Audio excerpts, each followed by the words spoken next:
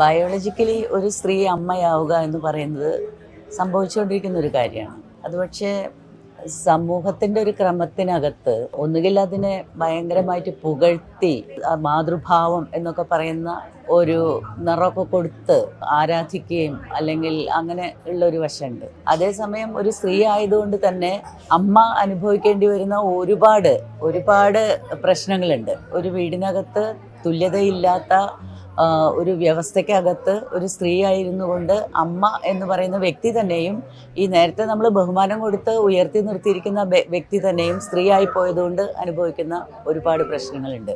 Biologically സ്ത്രീയും പുരുഷനും ഒരുപോലെയാണ് എങ്കിൽ തുല്യതയുള്ള സ്ഥാനമാനാദികൾ ഒരു കുടുംബത്തിനകത്ത് രണ്ടുപേർക്ക് അവകാശപ്പെട്ടതാണ്. പക്ഷെ അമ്മയ്ക്ക് പരിവേഷം കൊടുക്കുകയും അതേസമയം അമ്മയെ തുല്യനിലയിൽ കാണാതിരിക്കുകയും ചെയ്യുന്നു എന്നുള്ളതാണ് നമ്മുടെ സമൂഹക്രമത്തിലെ ഏറ്റവും വലിയ തകരാറ് എന്ന് പറയുന്നത്.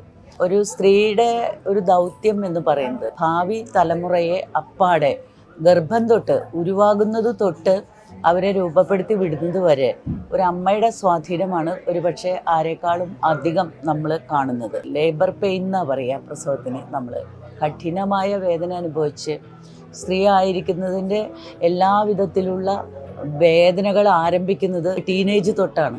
ടീനേജ് തൊട്ട് അതിന് വേണ്ടിയിട്ടുള്ള ഒരുക്കങ്ങൾ നടക്കുന്നുണ്ട്. ടീനേജ് തൊട്ടുള്ള രക്തച്ചൊരിച്ചിലുകളുണ്ട്.